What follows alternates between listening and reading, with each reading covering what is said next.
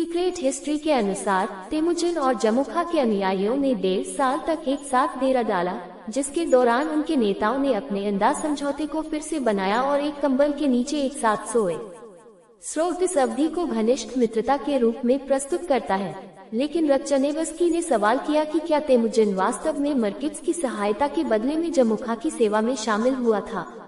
5-0 तनाव पैदा हुआ और दोनों नेता अलग हो गए। जाहिर तौर पर शिविर के विषय पर जमुखा द्वारा की गई एक रहस्यमय टिप्पणी के कारण किसी भी मामले में तेमुजिन ने हो अलुन और बोटे की सलाह का पालन किया और एक स्वतंत्र अनुसरण का निर्माण करना शुरू कर दिया। प्रमुख आदिवासी शासक जमुखा के साथ रहे, लेकिन 41 नेताओं ने कई आम लोगों के साथ तेमुजिन को अपना समर्थन दिया।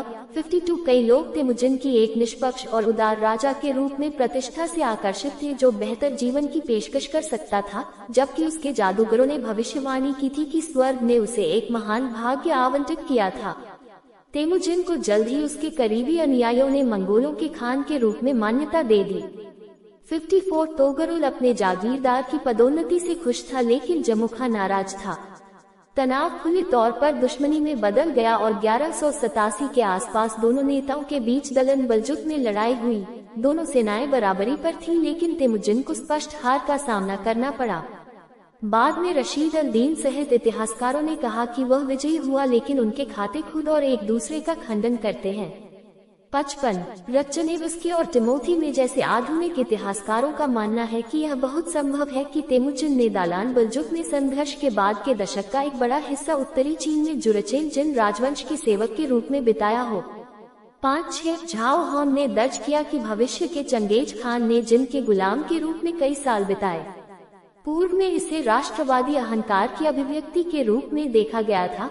अब ये कथन तथ्य पर आधारित माना जाता है, खासकर इसलिए क्योंकि कोई अन्य स्रोत दालान बलजुत और सी के बीच तेमुजिन की गतिविधियों की स्पष्ट रूप से व्याख्या नहीं करता है।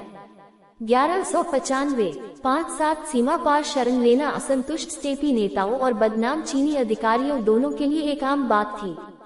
तेमुजिन का पुनः उभरना महत्वपूर्ण शक्ति बनाए रखना दर्शाता है कि उसने शायद जिन की सेवा से लाभ कमाया।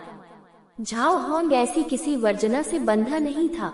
स्रोत तेमुजिन की स्टेपी में वापसी की घटनाओं पर सहमत नहीं है। 1196 की गर्मियों की शुरुआत में उन्होंने तातारों के खिलाफ जिन के साथ एक संयुक्त अभियान में भाग लिया, जिन्होंने जिन हितों के विपरीत काम करना शुरू कर दिया था। एक पुरस्कार के रूप में जिन ने उन्हें सम्मानजनक चाउतकुरी से सम्मानित किया, जिसका अर्थ संभवतः जुरचेन में सैकड़ों का कमांडर था। लगभग उसी समय उन्होंने किरित के आधिपत्य को पुनः प्राप्त करने में तोगरुल की सहायता की, जिसे शक्तिशाली न्यामन जनजाति के समर्थन से तोगरुल के एक रिश्तेदार ने हड़प लिया था। 1196 की कार्रवाइयों ने स्टेपी में तेमुजिन की स्थिति को मौलिक रूप से बदल दिया। हालांकि नामात्र के लिए अभी भी तोगरुल का जागीरदार था, वह वास्तव में एक समान सहयोगी था। जामुखा ने दालान बलजुक में अपनी जीत के बाद क्रूरता से व्यवहार किया। उसने कथित तौर पर 70 कैदियों को जिंदा उबाला और उन नेताओं की लाशों को अपमानित किया जिन्होंने उसका विरोध किया था।